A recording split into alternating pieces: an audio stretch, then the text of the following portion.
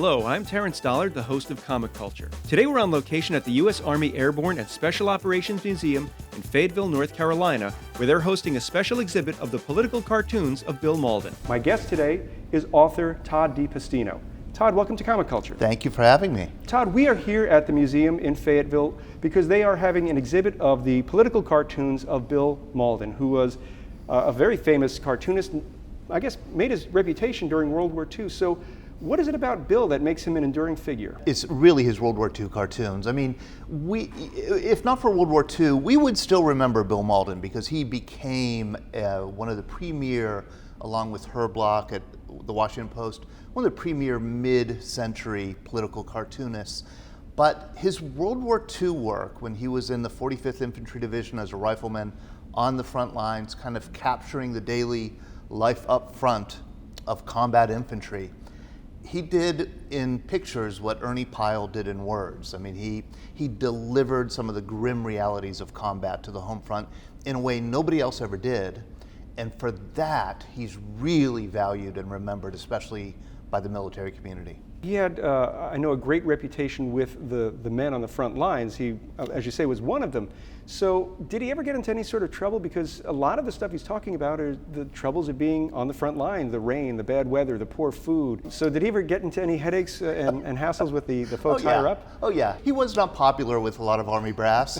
Yeah, he was exposing a lot of the difficulties and neglect and hardships that, preventable hardships that combat infantrymen were going through in World War II. I mean, the life of the infantry is always hard. It's always miserable. You're always battling the elements. It's either too hot or too cold or too dry or too wet. And you're always hungry. You're always tired, and then of course you're being shot at all the time. And so the life of an infantryman is hard. But during World War II, it was doubly so because of the neglect that the Army had for infantry. The original war plan was to win the war without a lot of infantry, that we would win it at 30,000 feet, 20,000 feet, aerial bombardment, long-range artillery, armor, elite special units like Airborne, that would kind of go in and do the hard fighting. Then the infantry would kind of come in and police after the ground had already been taken. Infantry was the neglected stepchild of the Army in World War II in the beginning, 1942, 1943, because infantry was not expected to play much of a role. So they got the cast-offs. They were training with World War I issue equipment in 1942. They got the worst of everything, the worst food. They got the worst people. I mean, no kid, no 16-year-old kid in 1942 dreamed of joining the infantry. They wanted to become a pilot or maybe a Marine or join the Navy, maybe even merchant Marines, see the world. But nobody dreamed of being a foot slogger in mud and sleeping in foxholes. And so for that reason, the infantry was predominantly draftees or people who were so poor that they had not eaten 3 meals a day for years. There were people who had grown up, had never worn shoes before. There were people who had never been to a doctor. There were people who couldn't read and write.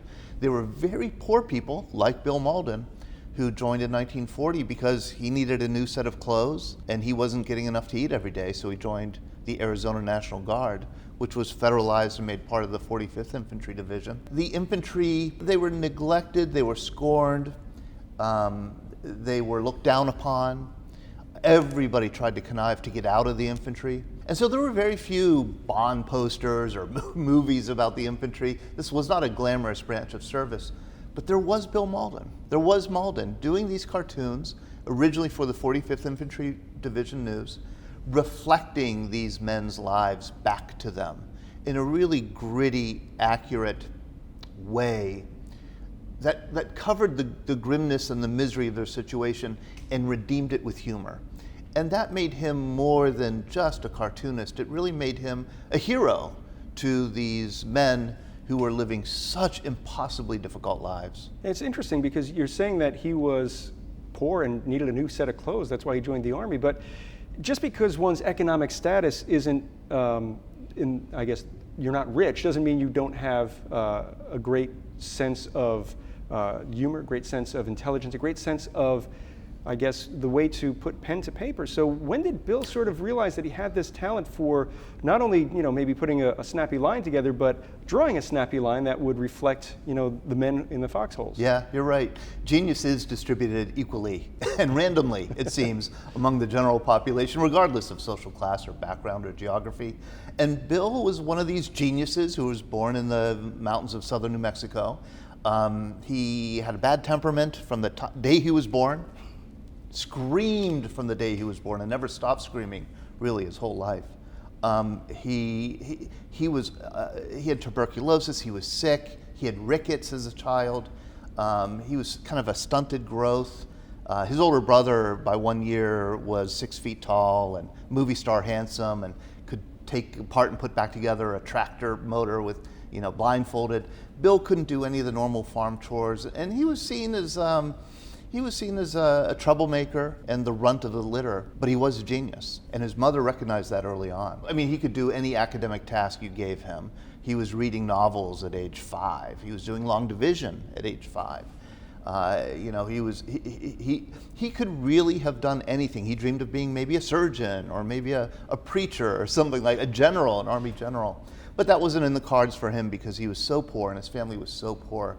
He was essentially cast out of his house at age 14, lived on his own in a boarding house in Phoenix, Arizona, never graduated high school, and like I said, ended up in the Army. So he knew that he had something special. He knew that he had a talent. He knew that he had multiple talents. But he also knew he didn't have the luxury, as a poor person, of picking which one of these great talents he was going to exploit for a living. He was 18 or 19 years old, and he realized his drawing hand was probably his quickest way to wealth. He wanted to make a pile of dough. He had heard that Chick Young, who did Blondie, made $100,000 a year. That was a lot of money in 1938, 39. So he decided he's going to be a cartoonist, and he really put his nose to the grindstone and practiced and rehearsed his cartooning. And that won him some sign painting jobs and eventually won him this critical job in the 45th Infantry Division on the newspaper. And did that get him out of his role as a rifleman, or was this in addition to? Half a day a week. It got him half a day a week initially. He would get Friday afternoon to do his weekly cartoon in the 45th Division News. The rest of the time he was in the infantry. One of the few Anglos, by the way, in his infantry company. The 45th Division was probably, in a segregated military, the 45th Division was probably the most ethnically diverse that we had. A lot of Native Americans, a lot of Choctaw, Indian especially, a lot of Mexican Americans. So Bill would be doing the hard, marching and target practice and all the things that that infantry does, and then he would get one afternoon a week to do the cartoon, and that role, he clung to that role because that's what made him special. He clung against all odds. I mean, in 1940, before Pearl Harbor, at Fort Sill, Oklahoma, how is he ever going to be discovered? But he somehow kept the belief that if he kept cartooning, some way, somehow, he will win success. And of course he did, but it took a war to do it. During the war, how does he go from just working for his company, his division, to getting the attention of the U.S. Army that's going to maybe put his work in Stars and Stripes? Yeah, very good question. Yeah, by the time the 45th Division shipped overseas for the invasion of Sicily in 1943, Bill Mauldin was now full-time on the 45th Division News. He had connived his way to get on the newspaper full-time, but then as they landed and as the shooting started, he and the other handful of people who put out the 45th Division News realized we don't have paper, we don't have ink, we don't have any way to distribute a newspaper, and men are falling all over the place. If we don't put out a paper, we will be given a rifle and told to fight, and our lives will be miserable and short. So they worked really hard to get out a newspaper, and get it out they did. I mean, they scrounged paper where they could. They used old engine oil for the ink if they had to. They ripped zinc out of coffins to do the engravings. I mean, it's just, what they did was heroic to get this newspaper out to the 45th Division. And his cartoons, once he lands overseas and once he starts seeing combat, they sharpen. They get much better, much grimmer, and much more richly textured, and immediately won him fans of those men who are struggling on the beaches, and then in Sicily, and then in mainland Italy. These newspapers, they would only be 5,000 might be printed. They would be passed hand to hand. The legend of Bill Mauldin just grew by word of mouth. Hey, there's this cartoonist. You got to see his stuff. And that's how General Patton found out about Mauldin's cartoons. And man, he didn't like what he saw. Well, it doesn't seem like General Patton liked much. It's interesting because I'm pretty sure that back home, civilians were being shown a different picture of the war, and Bill is doing something that is really soldier-centric. So Yes. if Patton's unhappy with you, how do you eventually get past him to the point where, they're hoping that you're going to give us something to look forward to? Great question. The only way he could have gotten past Patton, and the many other generals who really hated his work, and they hated his work because it promoted insubordination in their view. They were subversive. These were dirty, filthy, sardonic, sarcastic soldiers who griped about the food, they griped about their officers, they griped about the stupid orders they got, they griped about the equipment that didn't work. They just griped all the time. And to Patton, these were just a bunch of gripers and of no use, no value whatsoever. And Mauldin really, in any other situation, Mauldin absolutely should have been shunted aside, fired from his job. But he was allowed to continue with the cartoons because more powerful generals liked him. They liked him. The commander of the 45th Infantry specifically said, Bill Mauldin is the most popular man in our division.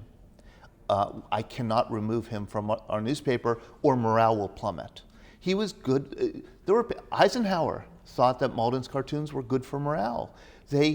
Soldiers like to see their gripes aired, and once they're aired, they can get past them and move on.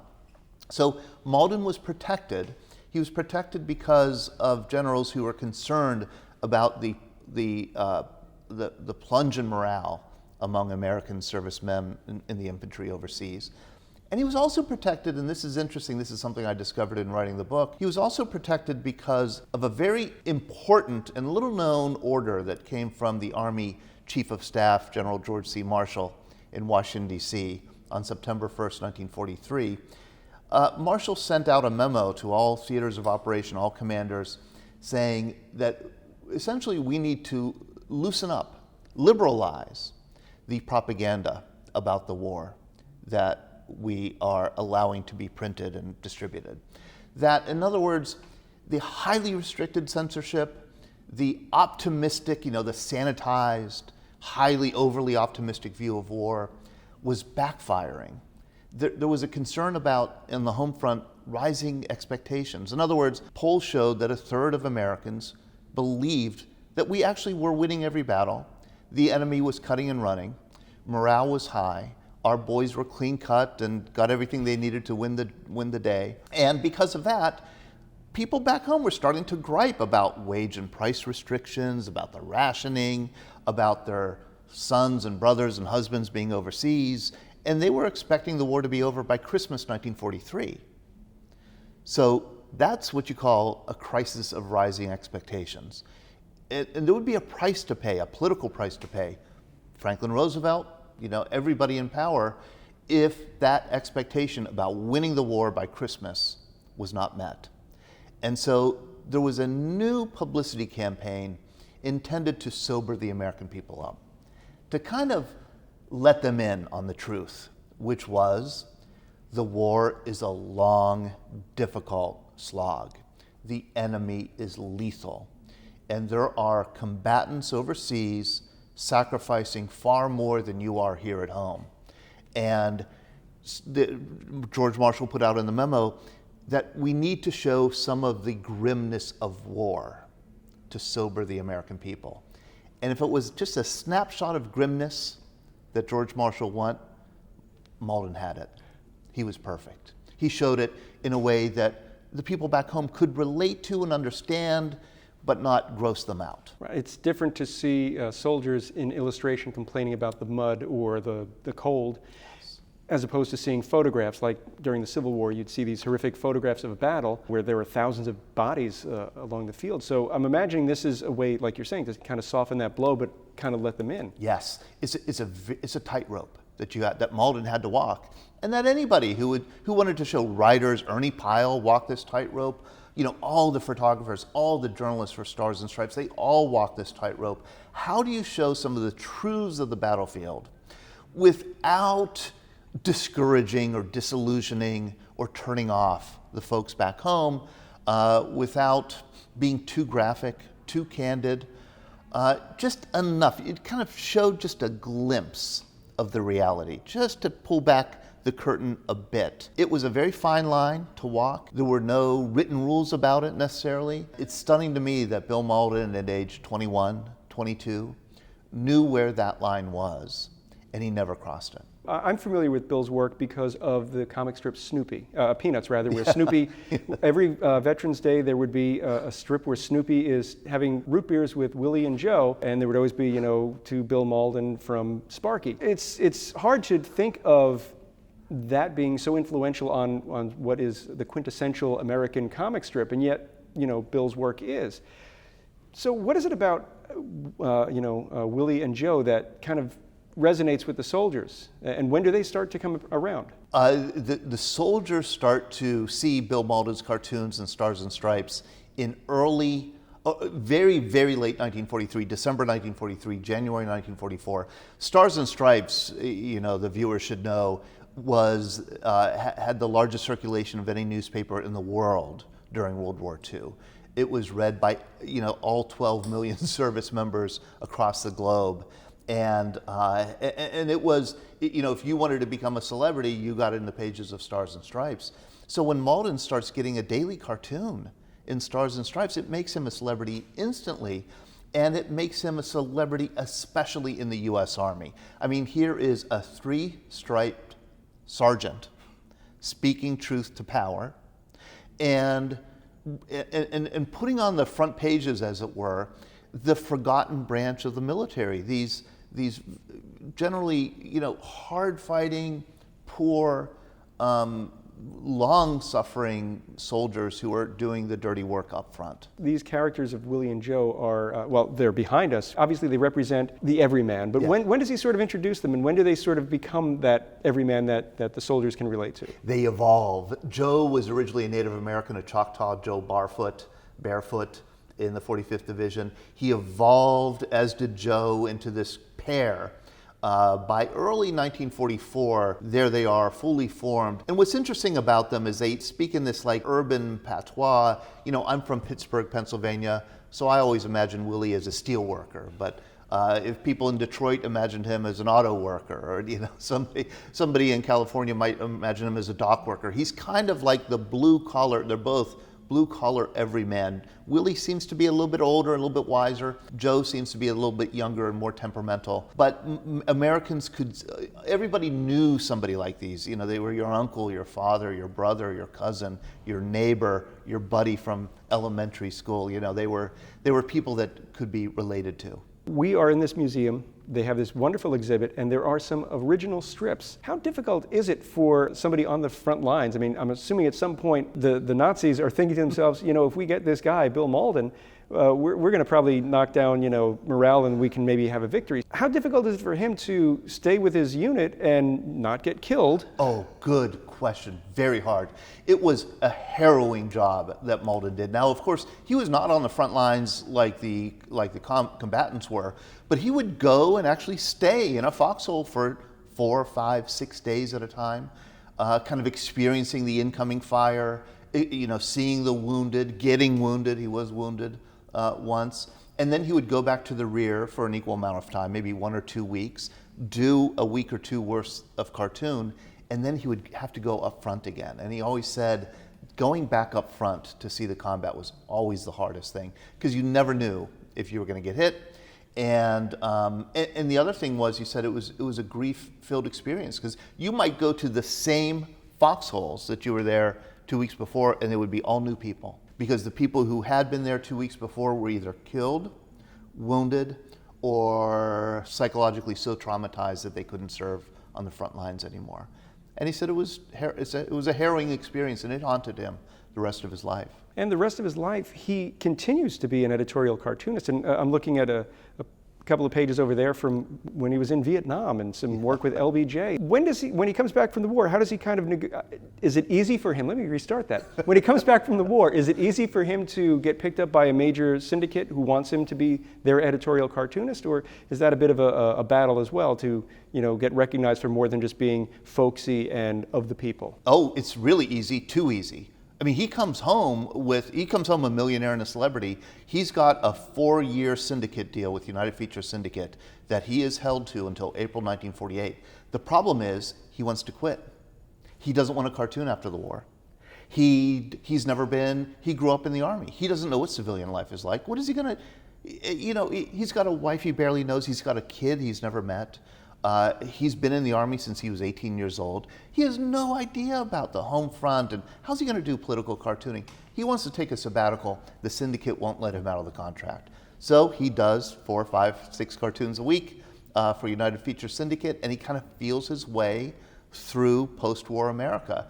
And you could, if you read every cartoon that he did in those years immediately after the war, you could kind of track his progress, track his disillusionment with the home front, track his budding awareness of civil rights violations and racism and discrimination and all these things that he had never really thought about before. They all outrage him, and they attract his attention as a cartoonist, and he starts cartooning about them intensely. How does that work? Because it's one thing for Eisenhower to say, no, these cartoons are good for morale. It's another thing for maybe a newspaper group that has papers that print in the South.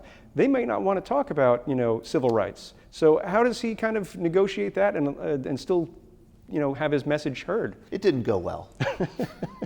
United Feature Syndicate censored his cartoons. They changed captions. They whited out offensive things in the images. They would not distribute certain cartoons, and the more they censored Mauldin, the harder he hit back. I mean, he was a fiery temper. So he said, if I had one civil rights cartoon censored, then I would hit back with 5 more, even harder. And it was just such a frustrating experience. He was so happy, finally, in April 1948, when his contract with United Features ended, and he quit cartooning altogether. He was done. I'm done. I'll never do another cartoon. So what does he do? He stars in a Hollywood movie. He writes for Hollywood. He becomes an airplane pilot and writes a book about piloting airplanes. He runs for Congress in the New York 28th Congressional District and loses to Franklin Delano Roosevelt's first cousin, the Delano conservative Republican. And then finally gets back into cartooning in 1958, a full decade later. He went to Korea, covered the Korean War, and then finally takes a job as a daily political cartoonist for the St. Louis Post-Dispatch in 1958. And that launches his 3rd career as an artist. And he becomes the dean of American political cartooning in the 1950s and 1960s. And does he, I guess, learn a lesson from his initial work with United Features, yes. where maybe the St. Louis Dispatch is going to not be able to censor his work? Great question, yeah. He absolutely learns his lesson. He realizes it took him 10 years, he said, to understand fully that, when he was doing those hard-hitting cartoons, which I love, from the 1947, 1948, he said, I was wielding a sledgehammer when I really should have been sticking them with a stiletto. He said the best cartoon is somebody who's been skewered and the blade is already 6 inches in them before they realize they've been cut. He was very graphic about it. But he said, he wasn't subtle. And he learned to be subtle. He learned to be thoughtful.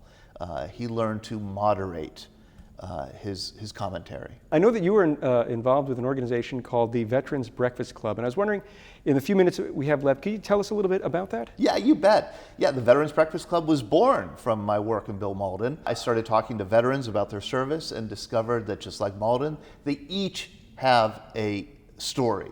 Every veteran has a story. That's our slogan. We're a nonprofit based in Pittsburgh, but we hold veteran storytelling events in person and online around the country. Every Monday night at 7 p.m. we have our VBC Happy Hour, where we get veterans together to share stories and have conversations about the military experience, past and present, people could go to veteransbreakfastclub.org and they could check out our events. We do interviews, we publish a magazine, a quarterly magazine. We're all about veteran stories, creating this community with veterans and non-veterans around the military experience. It's been the joy of my life for the past decade. And the book that you wrote about Bill, it is called? It's called Bill Mauldin, A Life Up Front. And this is something that our viewers could find on any online bookstore? You can find it at any online bookstore, or you could write to me. I have copies stacked in my garage. And where can they find you on the web? Go to veteransbreakfastclub.org and you can contact me. Well, Todd, I want to thank you so much for taking time out of your day. I know you have a lecture here tonight that by the time the show airs will have already happened, so I'm sure it was a success. Thank you, Terrence. And I want to thank everyone at home for watching Comic Culture. We will see you again soon.